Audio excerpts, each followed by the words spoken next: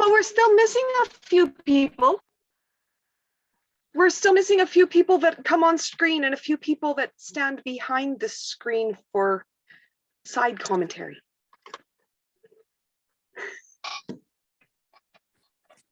I saw Sharon has her side commentary. We'll get it. Where's Cody? I haven't seen Cody yet.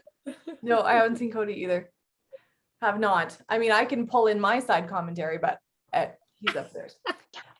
Okay. Anyway, so guys, the law of navigation.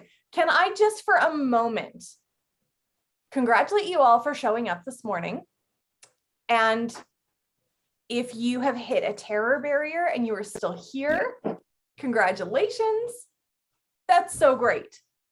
And I will be the first to say, because I'm the first to talk, I'll be the first to say that Sherry does this law exceptionally well. This is a law where I'm growing in. So I am going to be giving her most of the floor this morning because I like to learn and I am going to keep learning. And gosh, I'm so thankful that John Maxwell is such a brilliant teacher. And he says things like, this is an area that I struggle in. This is not an area that I am great in. And I'm thinking, oh, and yet you're like the foremost authority on leadership in the world. And you started out not being super great at this, and yet here you are. So that's just awesome. Anyway, just wanted to plug that in first thing. Thank you. I think that's great encouragement that we can all grow from where we are. This is just the beginning. Whatever day we're on today, that's just the beginning. And there's room to grow. And we all have room to grow. I'd like to start by just saying, referring to the law of process from last week, just inviting anyone to provide any feedback on what they found on the law of process. And I want to share that my last week was totally away from home. I got back to my house last night. And the thing I'd like to share from last week is I learned about a new book, a new author, and her name is Valerie Burton. And the book that I have downloaded to start listening to is called Let Go of the Guilt. It's a book she wrote in 2020, I believe. It is all about all the mom guilt that we often talk about, all those things. It's actually really incredible. She's an incredible coach. And she has also written many other books. I have some others as well, and I listen to her speak. So that's my sharing on the law of process, because my process was all different because I was away from home. My daily habits were totally different. So anyone else like to share on the law of process from the past week?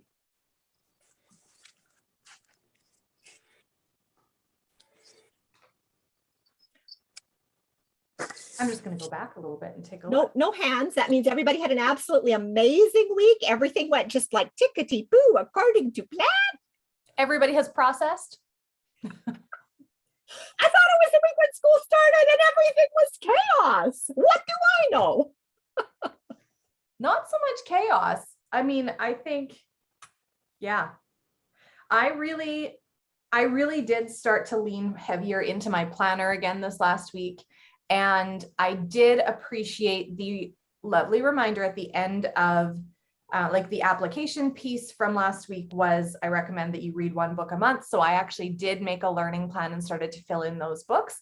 I like to read, like I'm a visual and an auditory learner, so I can do both.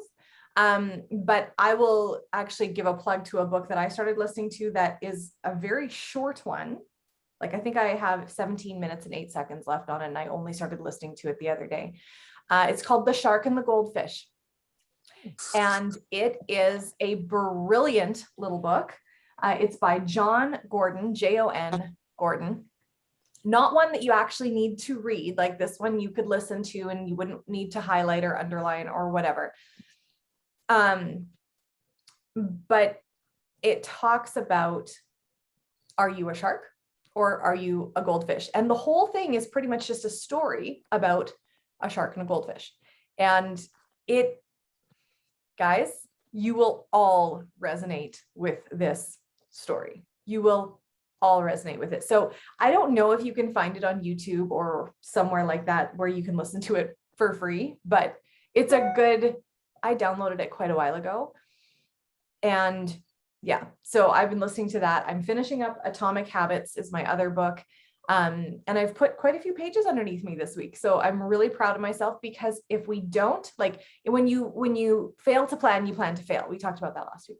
And unless I am putting in a space where I'm going to sit down and read, it's not going to happen. Funny enough, I have created that process for my children.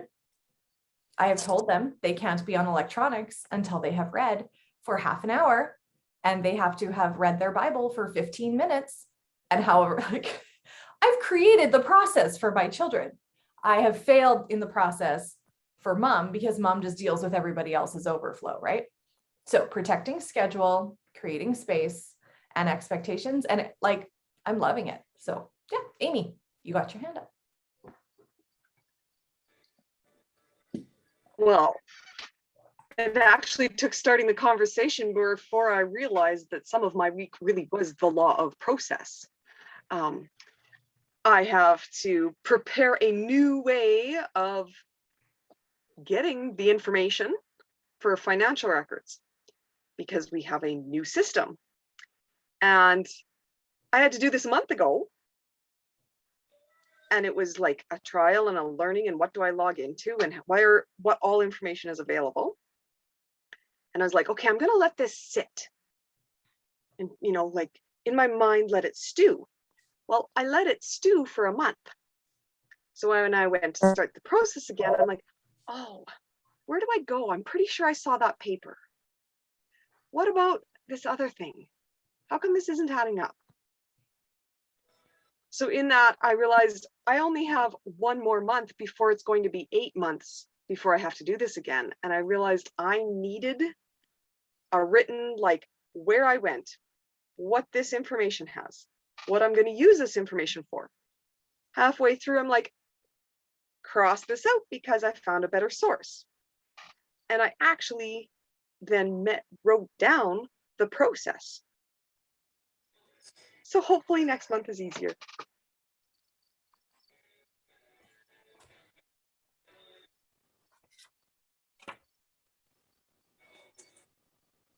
Anyone else on the love process? And if not, we're going to hop right into the law of navigation. And I am sure that most of you had the chance to read about the two groups of explorers that set off on the mission and the differences they found because they prepared differently. And so I guess my thought is their preparation was the big piece of the result of that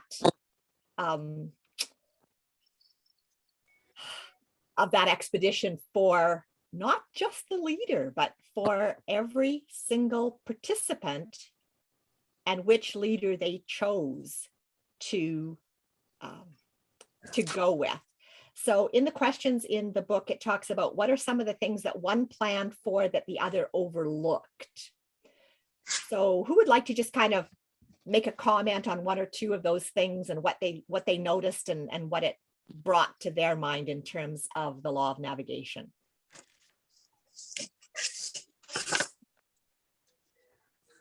If you're not finding your hand, just stick your hand up. This is one that I love. I mean, I like Janelle says, I love the law of navigation. I like going places. I like planning trips. It's all about that.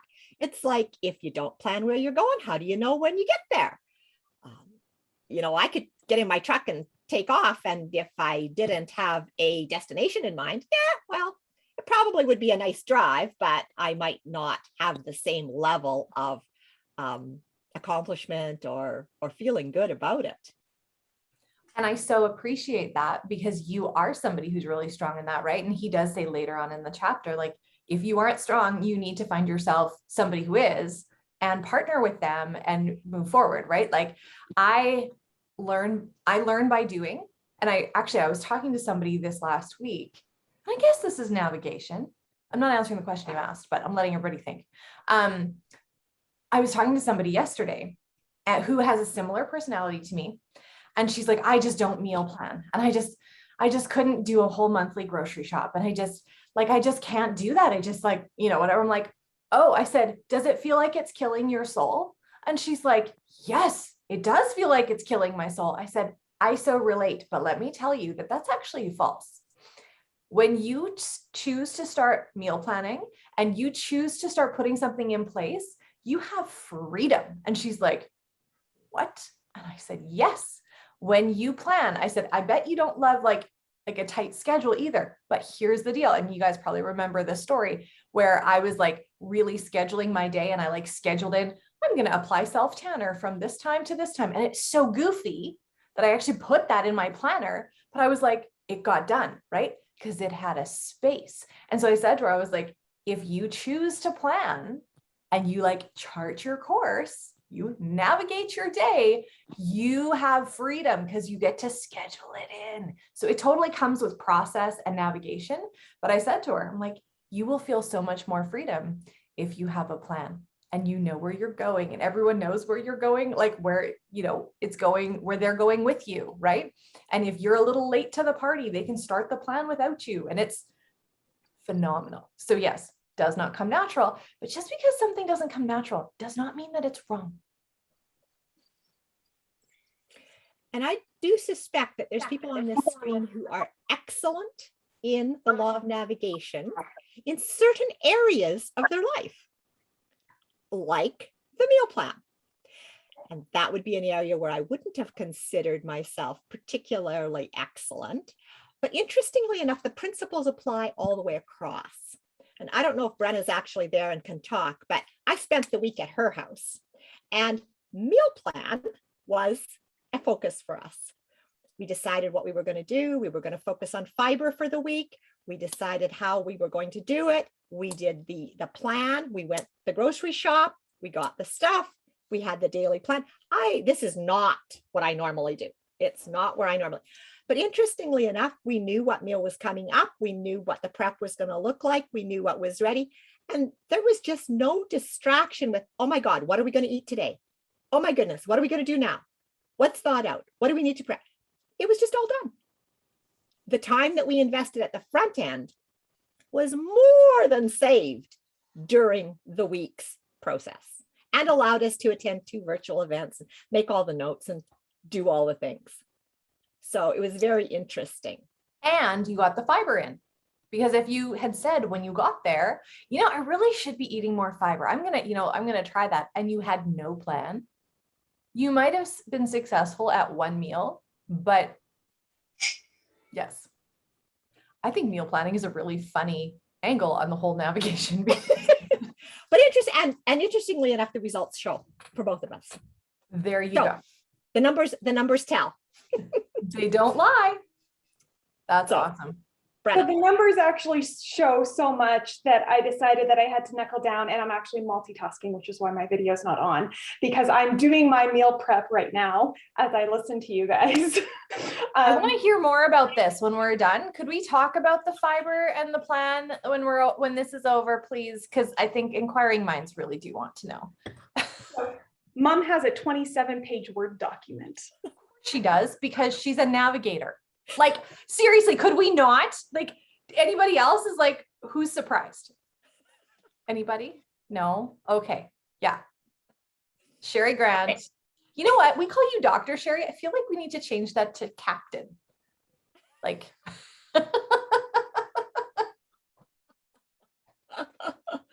I'm going to become a builder. I mean, a master builder. Sherry the builder. Move over, Bob. It's all good. So as we move on through the workbook, it talks about the 4 areas in the navigation process. And in the discussion questions on page 39, the first question is, what's the process you should go through in order to successfully navigate your team? And I know Janelle has really been looking into this and really been working on this, and I'm going to invite her to answer this question first to give everybody else time to think, so that we can have other people add to the conversation. It's really funny how I don't know how much stock I put in this kind of stuff. because I don't totally know where it resonates with my alignment as far as spiritual things and all that kind of thing goes. But this week I had a bit of an epiphany, and this was before I'd finished reading to this point. I'd had a bit of an epiphany where I was like, there are a few things that are really tripping me up in my business. And they're becoming larger mountains. Do you ever feel like that when you put something off, the mountain grows? How is that even possible? So I decided, I'm like, well, that's stupid. I have a solution. So I hired a virtual assistant, 2 virtual assistants to fix the problem, because I was like, well, either it's going to cost me time and money and stress, and it's still not going to get done because I've got a block, or I can find a solution and I can get this taken care of. And so I'm having people do some work for me, and I'm like, this is going to be so good. It's going to be so clear for people. And it's going to be so helpful, not just for me, but for my team. And I'm looking at this down the line, and I'm like, oh, this is going to go here, and we're going to do this, and we can make this more clear and that. And then I get to this question.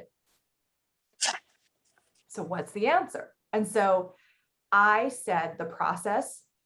So the question is, what is the process you should go through in order to successfully navigate your team? And I said, ask questions. Ask questions. What does my team need from me? Daily, weekly, monthly? What do my leaders need from me? What does my audience need from me? What can I do to support the audience of others in the pages we run? And looking at this in a not a reactionary way, because that totally spoke to me when he was talking about how most people, hold on, sorry. He says, why do I even mention something that seems so basic? Because most natural leaders are activists. They tend to look forward, not backward, make decisions and move on. And I am really good in the moment. I'm really good at that is my natural bent. It's I'm going to make a decision. I'm going to move forward, and we're just going to press on. And yeah, we'll learn from it, but we're not going to spend a whole lot of time dwelling on the past. Dwelling on the past and learning from the past are 2 very different things. And so when I started to think about this, I was like, yeah, if we can really zoom out, and this is where I think that I've talked about this before, where I could have a whole wall with strings and papers and doing the whole whatever, but that needs to be done sometimes, where you're like, what can I do? What do people need from me, and how can I facilitate that? And how can I help other people facilitate that? And then I'm really glad you actually asked me about this. As I was reading and prepping this morning over again, I was like, you know who does this well? Maybe it's in the name. I was like, Sherry Harbage does this phenomenally well. Absolutely phenomenally well. You may not see her winning a ton of contests, or that's not where she's at. She can cast a vision for people and put them to work in the right spaces. So everyone else is working and doing exactly what they need to do to move the entire group forward. And so I sent her a message. I'm like, girl, I'm doing the 21 laws of leadership, and we're on navigation, and you are amazing at this law. I have to tell you, it is a pleasure to watch you. And I'm learning so much from what you offer. And I know why you are so successful, because you are a brilliant navigator. So I love seeing this law with skin on it.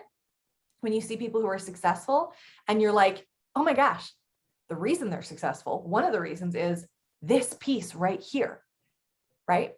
And again, if you're not strong in this, it doesn't mean that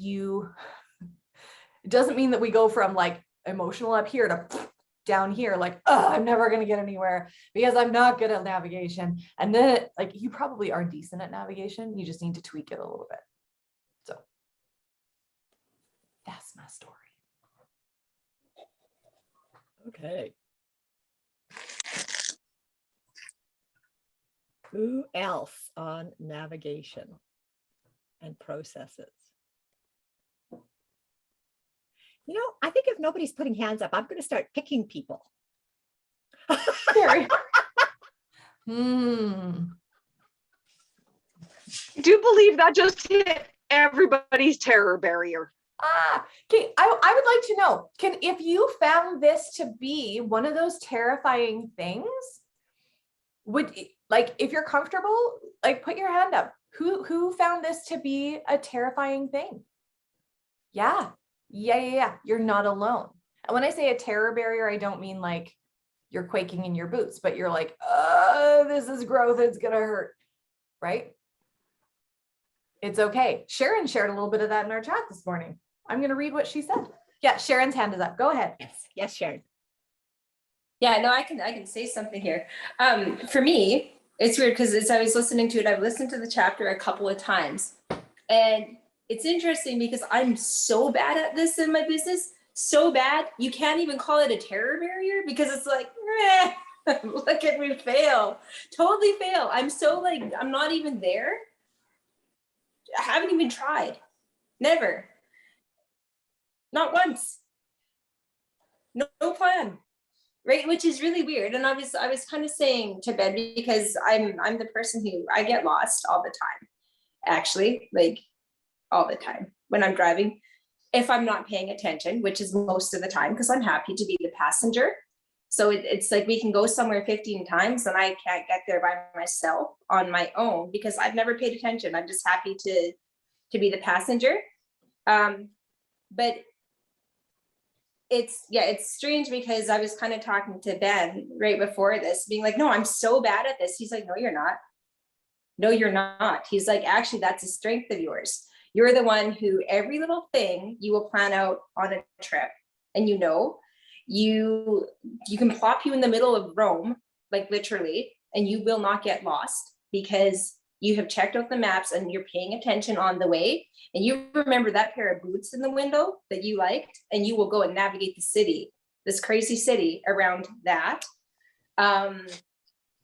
For being, to get good at something that I really want to get good at, I will plan out every little step. Why I have never applied that to business, I don't know. It makes no sense, but this was very convicting for me. That's all I'm going to share. I would totally agree with Ben, Sharon. I mean, in terms of your food plan, in terms of your life plan, in terms of all those things, your navigation is exceptional. And what I want to say is this translates. It is so translatable of a skill to take it from one space to a new space, even if you've never thought of it in this space. And and I think that's what it is. I've never thought of it. This was totally accidental for me to be here, to be in this business, any kind of business, right? Or not accidental in the greater plan of things, but that I ended up here. It's like, oh, okay, right? So let's kind of plan is what I need to. I need to plan how to get to the next step, right? And actually do that. So yeah. That's awesome. Yes, Amy. So I find that really interesting. And I can navigate some things and effort and choice. Some things like it would really be cool to just go on a holiday where I was the passenger. Just, okay, this is where we're going next. Okay, I can do that. Whatever you tell me. That'd be cool. But that is also not really my personality.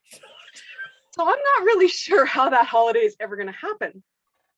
But Sharon, as you mentioned, putting the navigation into your business, there are a whole bunch of different ways we can do that.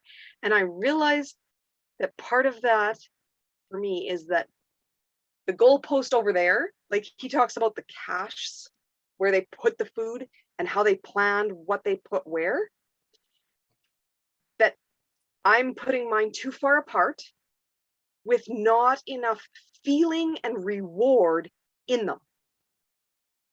All the supplies are there. I'm not going to die coming back, but I don't have enough feeling and reward and accomplishment and all of those feelings that we need on a daily basis. I've got them 90 days, maybe. Because 90 turns into 180 and 180 turns, they're too far apart and I get too low in between. So I realized in this survival, I need to shorten up my caches. I need to get clearer on the daily steps and the feelings in them so that the big goalposts are great and wonderful, but I haven't sunk too low in between. You just said something that was huge. You said, I need to get clear. And I think that that's why navigation tends to be, or a lot of things that we need to grow in, end up being that terror barrier, or the I'm not even going to try, like Sharon said, like that's so low that it's not even like, it's not even there, which I disagree with also with Ben. And I'm definitely on Ben's team on that. Lack of clarity can be terrifying because all you see is a mess. And really, if you had clarity on even one small piece, not the whole navigational map, right? But if you had clarity on the one small piece, you could move forward with that. And I think it's funny because with like Sharon, like I totally agree with you about the travel thing. Like I remember being 25 and being the youngest person on this trip to going to Toronto and flying and changing airports and whatever. And I had these like 8 other women who were older than me who were just listening to me. And I was like, well, we're just going to go here and we have to do this. And we need to do this. And we need to grab a cab here. And this is where our hotel is, whatever. And I had a folder, you guys, like, this is not like, this sounds organized, right? I had a folder and I had sheets in the folder with all of the information. And it's so weird. In that arena, I'm really good at it. However, I'm also the person who went to Disney World and I was like, I don't really know where anything is and I don't really know what I want to do, but I know we're going to have a good time. So I don't know what I actually want to see. There's going to be people, we're probably going to have fun and it's fine. It's fine. I should have had a plan. We probably would have had a better time, but yeah, I relate, totally relate.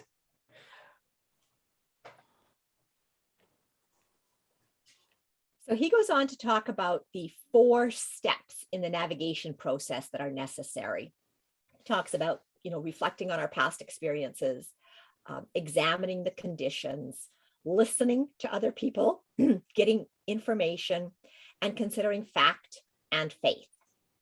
And then he asks, which step in the navigation process do you find most difficult? And for me, that is fact versus faith. Which one takes the heavier balance? Is it my gut feeling that this is going to all come together? Or is it the facts that say, well, there's this issue and this issue and that issue and the other issue? And where does that balance come? And what's the energy needed on those 2 pieces? So I find that is where my biggest challenge is in that whole process. And so I'd like to invite other people to kind of share what they were thinking in terms of those processes. And Linda, had you put your hand up for a second to respond? Yeah. Well, going back to the planning, I do great meal planning when I've got company here, which I do a lot. When I don't have company, it's, well, what do we have sort of thing. So, and I was just thinking of trips to the city. I can plan my trips to the city, so I'm not crisscrossing the whole city back and forth, but I need to do some of that planning in my business. That's a great awareness. That is really good awareness.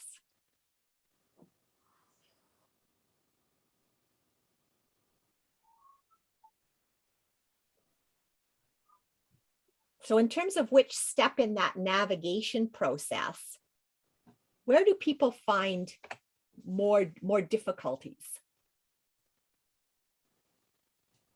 Yes, Carrie. 100% listen to what others have to say.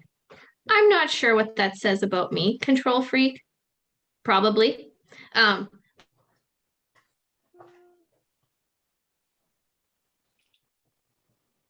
Oh, I think she's frozen. Mm, Like you did. she's hit the terror barrier. She's frozen. Hold on. Carrie, come back. That's really sad. I really want to hear what she has to say. I do too. Like, hold on. No. Yeah. But she froze in a beautiful position. I is never freeze in beautiful. such a beautiful, flattering position. I have frozen envy because that never happens for me. Somebody should take a picture of her frozenness because she'll never believe that she looks so good. It's a very pouty face. I'm loving it. I'm loving it. Well, while we unfreeze Carrie, and I'm excited to hear what she has to say. Oh, she'll come back. She'll come back. I happened to be talking to somebody this week, a friend of mine who had gone diamond, and we were talking about something, and she said, and so this whole fact over faith thing, just, it totally resonated with me with what she was saying. She'd spoken to her business coach about her goal to promote, and she just wanted some numbers, and she, like, give me whatever. And the business coach said, like, she wanted to go to promote in 30 days. And the business coach said, oh yeah, honey, this is a 2-month process. It's not a 30-day process. And she had already decided, she'd already drawn her line in the sand. She was going forward with this. And she's like, it put me in a funk for however long, because I was like, what? Like, what are you talking about? And she shook out of it, thank goodness. And she had faith, and she went a different route, and she did promote. And at the end, the business coach is saying, oh, you're doing it. And she's like, yeah, because it doesn't matter about all the facts all the time. You can manipulate those, but you have to have faith that it's going to work out. And when you've drawn your line in the sand, you're not going back. So I just thought that was interesting. Carrie, you froze in such a beautiful position. I took a photo for you for later. We were so interested in what you had to say that we were like, oh my gosh, she's hit such a terror barrier. She's frozen. So could you start at the beginning, please? You said, I don't know what this says about me, control freak, and then I think you froze. And I don't agree. Oh, yeah, whatever. That was maybe to be the most impactful. My power goes off every Saturday morning that we do this. I don't know what's going on. Anyway, I'm back on my phone. Yeah, just inviting other opinions, I think, because I already sit in a place of overwhelm in the navigation zone. So to invite other people's opinions, it just feels too much, which I don't know, a lot to process. I'm not sure terror barrier as much as just complete an epic failure is what this chapter brought to me, because I have zero capability on the team navigation, which is so weird, because like hearing Linda talk about her city trip, or Sharon, I don't travel, but I mean, I navigate my life. I'm a mother and a wife, and we run a church, for Pete's sake, and a youth center. I navigate like a boss, but not in my business. So what the what? Like, what the what? That's all I don't know. I don't know why that is. Yeah. And I just like to say, I mean, I hear lots of people saying, well, it's not my strength. I really think if you stop and think about your life, you are a boss in navigation. It's a matter of moving the skill into a new area. Yeah, and the concept that you don't need to tear down the house. Just because maybe you haven't applied it to your business doesn't mean you aren't strong in it. It's just like you have the right tool for the job, you've just chosen not to use it yet. Yes, brilliant. Like the very first question, what is the process you should go through? I freaked right out. I don't have a process. I've just read his 4 things. And then I get to that question. I'm like, I don't have a process. I can't do this. Navigate, turtle. Anyways, I'll just be quiet and listen, because I have much to learn on this topic. Aaron, go ahead.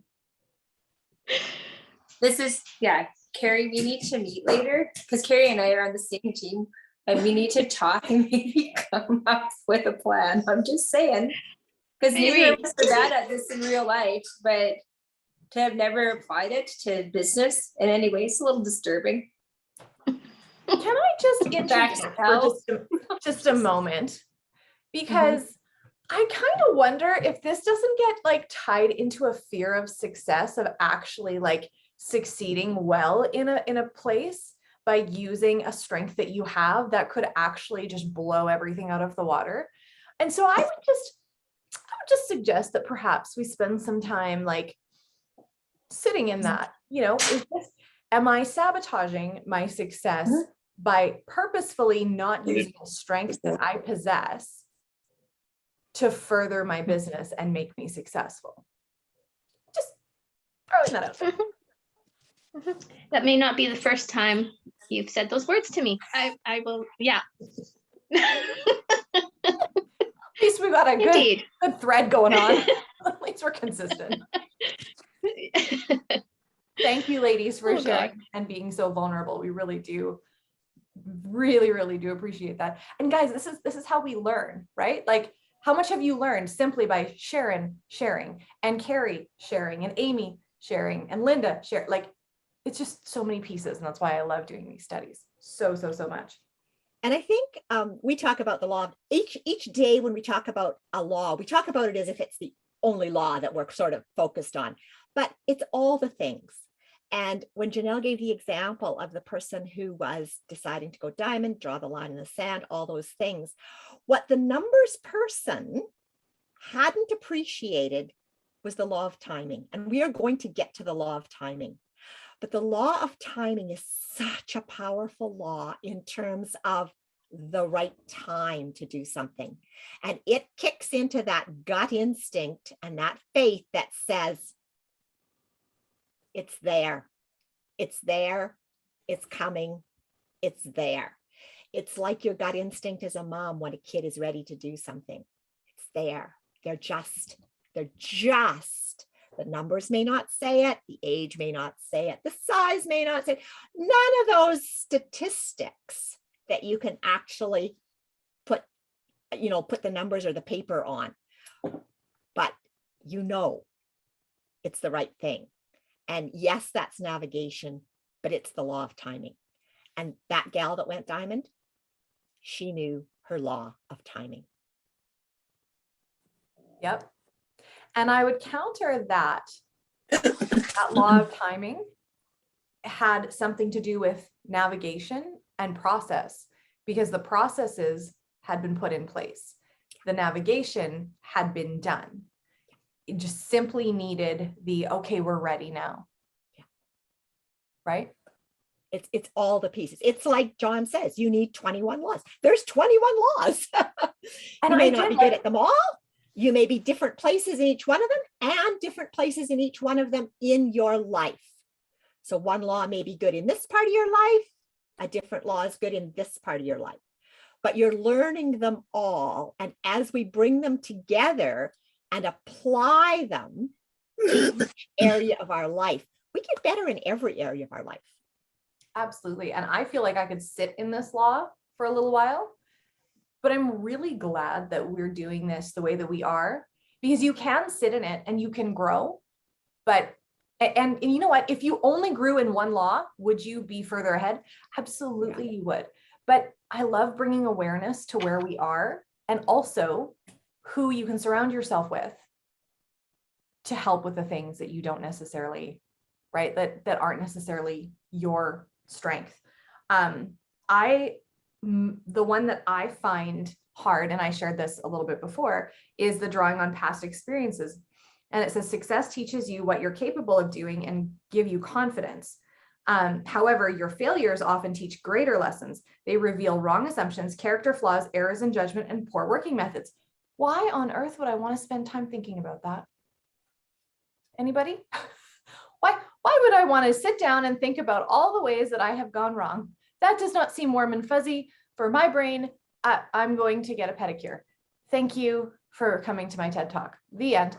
And that is honestly how I have been in the past. I'm getting better, but this is the process this is the part of navigation that I have a hard time with.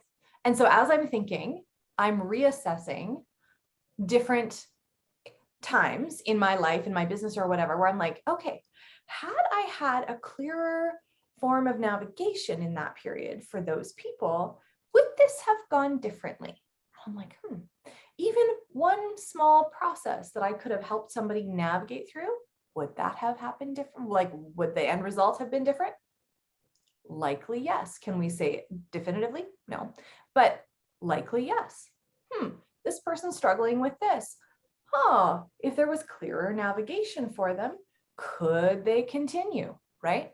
And your teams may be different sizes, and that's actually okay. So for all of you guys who have smaller size teams, this is a wonderful opportunity for you to start to gain clarity on how you want to navigate for yourself and for your people. It can be something as simple as setting up a process for your new ambassadors, just like they talk about, on day 3, send them this. On day 4, send them this. Do this on this day, do this on this day. And you literally have a chart, which it's planning to a different degree than my brain tends to work in.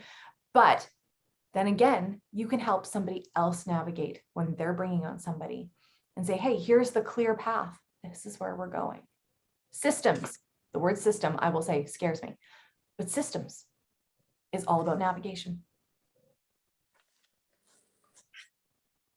I just want to follow up on what Janelle said, because I think that's a really key point. And I think another aspect is one of the things I do in my business, which is completely different than Plexus, is we don't talk about personal weaknesses. We talk about what are the risks. And I would actually say that all of you know what the risk points are if you've got someone coming onto Plexus, and at some point in the first 3 to 6 months, they're going to have a foot in mouth conversation. And they are going to contact you saying, I messed up. I said this, it was all wrong. I know it was all wrong. But it's that you have, that system that Janelle was talking about of you have the script, you go into your files, because you've done this before, you've probably done it yourself. You have the script, you go in, you find it, and you say, this is what you're going to do. And when you have those things planned in advance, and that's what the law of navigation is all about, is when you have them planned in advance, instead of having this great big awkward delay, you simply pull it out of your file, you say, here you go, and it's done.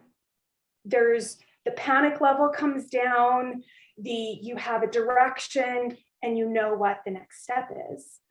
Yes, there's going to be some fixing and more conversations, but you know what the high risk conversations are, and you have a plan of how you're going to handle them when they do come up, because they will. Yeah, that happened to me this last week. I have a new person who has big goals, and she and I were having a conversation. She'd gone silver and she kept going. And I was like, okay, so here's what's going to happen. And I didn't realize how smart this was at the time, but I was like, here's what's going to happen. You're going to have some people who are going to love their products. You're going to have some people who commit to being on them for 3 to 6 months, and they quit like before 30 days is up, and it's going to drive you crazy. And then you're going to have somebody who stays on for 3 months, decides that they don't want to do it anymore, and they quit.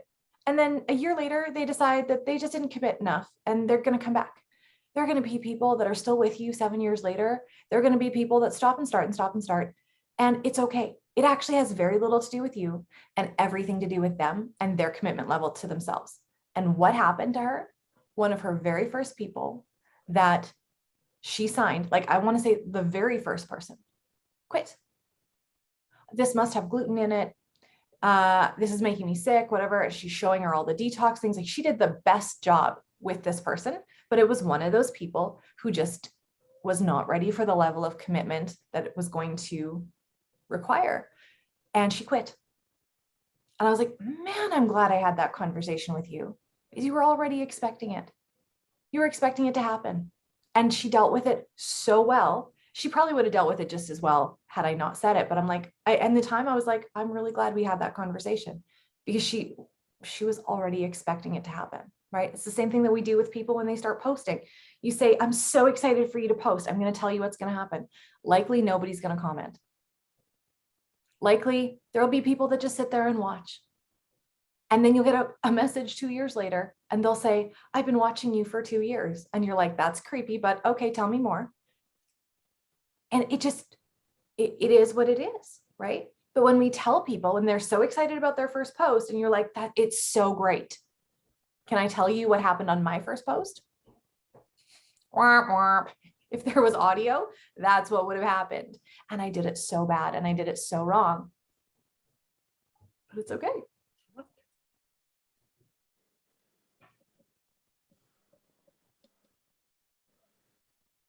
That is part of the planning and the preparation for the whole process. I really love page 41 where he lays out the acrostic, Yes. the plan ahead acrostic. And I'm just going to share for a couple minutes that we are in this process. We are predetermining a course of action. So we are planning an event. We are laying out the goals. So we've got goals for this event. We've got goals of inviting people, of having a place to gather, of doing some things in person, of hopefully doing some things virtually, of building belief in ambassadors, inviting guests, building belief in people individually, and building belief in everybody's belief in the company. We have adjusted our priorities as we've gone along, and we're going from where we may think we have just a few people to inviting more people, to inviting sidelines and guests and more guests, because we're thinking perhaps we can even send out a drop into the mail so that we can let people know that Plexus actually exists. We have done this notifying of key personnel. We have started the process. I'm not saying we're done. We've started the process. Our team leaders on my team are aware. We've invited Janelle. We've mentioned it to a sideline who is going to help us. We've started that process of letting our team know. We've allowed some time for acceptance. Now that's an interesting one. How much time do people need for acceptance? What does that need to look like? In the changing world we're in now, that is really a challenging piece. Have we done it right? We don't know. The bottom line, we don't know. And we've headed into action. So we started the process of booking the location, of creating the materials to provide information to people to invite them. And we are at the expect problems stage.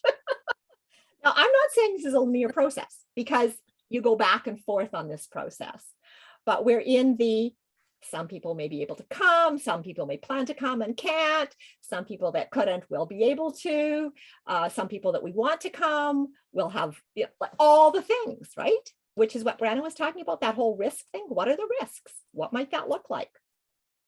And the A always point to success. So updates, letting people know, all of those sorts of things. And so first to know, sidelines here that probably aren't aware is we're planning an in-person event in Watrous at the spa, September 25th for a one-day training, like a retreat training. So we will start at 9:30 in the morning.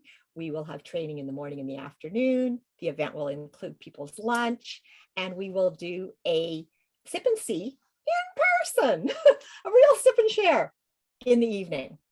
So if you have anybody in that Watrous area that you want to invite, you just get right on it, because we are going to do a mail drop. So That's exciting. if you know them and you haven't talked to them, here's my suggestion. Talk to them. Tell them they can come. We'll be happy to chat with them. You let us know. We'll make sure they're connected with you. So all the things, and everyone will be invited. So yes, our team is building the program, creating the event. And if you're willing to give us a hand, we would love it. If you've got a story that you're willing to share in the evening, we absolutely would love it, because we're looking to put that all together. It's a process. As the girls who have been on the front lines of this are aware, and we have some of them here. It's a process. And then that daily review of the planning. Where are we at today? What's our timeline? What do we have to have done now? Monday is a holiday. Oh, yeah, right. People aren't going to have it. My goodness, we've got to have this ready before that, because that's our days. So all of those processes are really part of that plan ahead. And I know Sharon does that when she does meal planning. I know Linda does that when she invites guests for a meal. I would guarantee every single one of you on this screen does all these things. No, you maybe don't have them in this acrostic. No, you maybe don't have them laid out exactly the same way, but you do them anyway. How many of you got your kids ready for school and did all the things?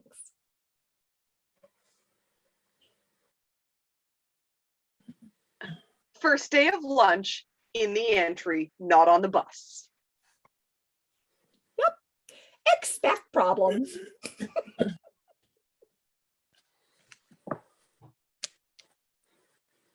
So something is just interesting.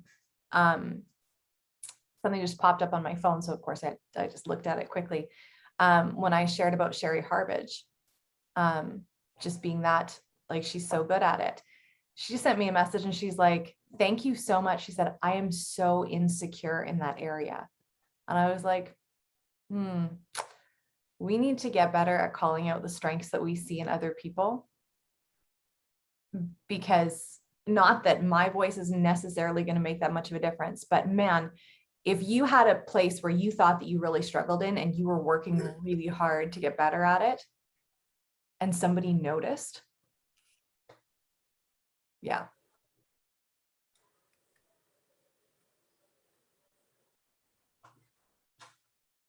I really loved how he talked about how he did, like why he did the acrostic and how it unfolded, and then his result at the end and how successful it was. He had two questions, one about the placement of the water fountains and how many bathrooms there were going to be.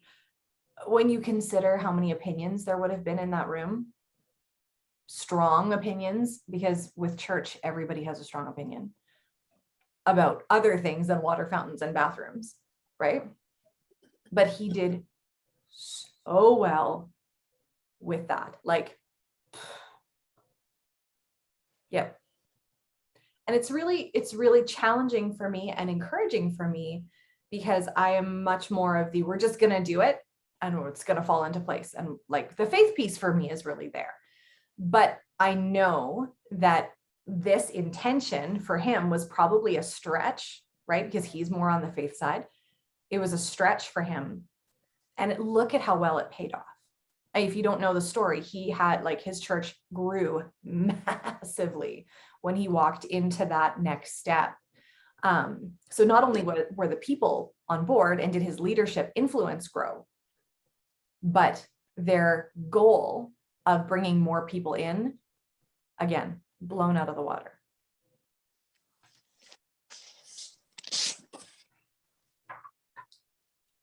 I think we're getting close to the end of our time here. I just want to give, does anybody have something that they'd like to add just before we get to the end of our time?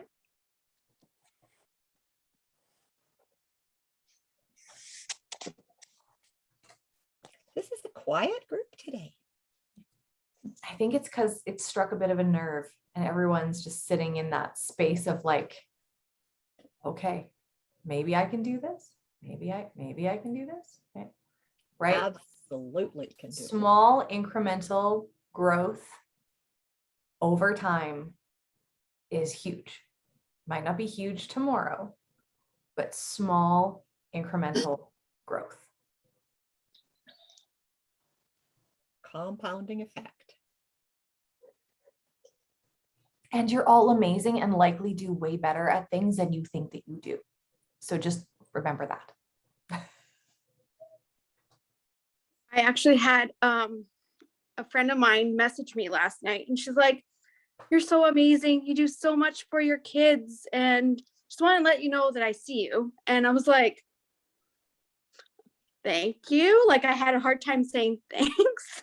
like it was kind of like, well, no, I just do what I got to do. I don't think that it's important. Like I just, I drive school bus and then I do another job in between.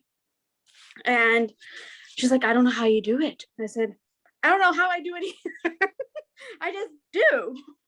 And it just, I don't know. I've always like this week has been a little bit of like a blur of just getting back into routine, and there wasn't much of a like a summer to like unwind from everything. We just kind of like cruise right back into school, right back into like doing everything else.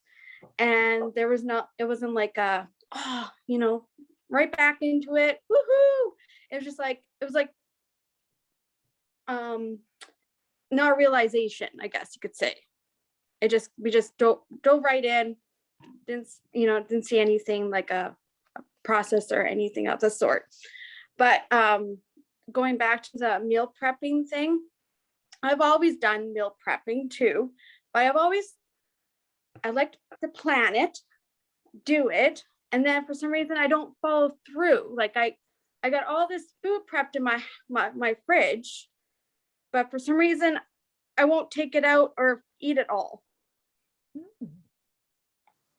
And then all of a sudden it just sits there, and I'm like I planned it, it's there, done. There's no like, oh, I'll eat it all now. You know what I mean? It's like I did the process, did the planning, but for some reason that's good enough. There's no next step to follow through, I guess it's just realizing what the whole, I got to do the I don't know how to, like, I'm kind of like stuck on the words what to say. I guess maybe that's my point where I'm stuck, like, because I don't know what to do next. I don't know why I don't do this thing that needs to go next. I don't know. That's really interesting, Chelsea, because it's where you find the joy. The joy is planning and prepping. And the joy for you, it doesn't sound like the joy is in the eating. Well, I always find that I just got no time to eat. It's like I gotta go here, I gotta go there, I gotta go everywhere. And I have a hard time just sitting down and just like, and eating, like take the time to do it, To appreciate. I have a thought. I have a thought. Yeah. I actually think that those two things about your friend messaging you and telling you what a great job you do with your kids has everything to do with the fact that you don't sit down and eat the food that you've prepared.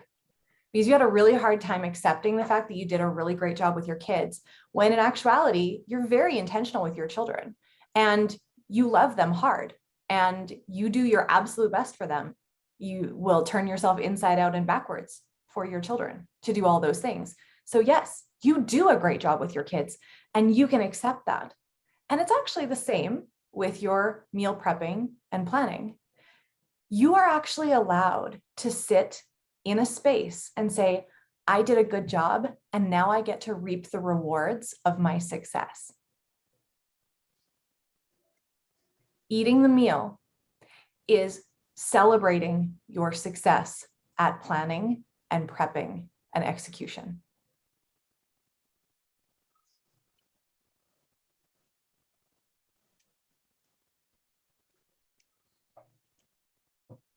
Yes, thank you. I'm sorry, I got lots of noise in the background. I didn't want to like overwhelm it. I guess it's always been my struggle, that part, just making time for me and making sure that I follow through with my goals. I want the goals. I want to achieve my goals, but it's the following through, making sure that they actually happen. Not just for everybody, but for myself.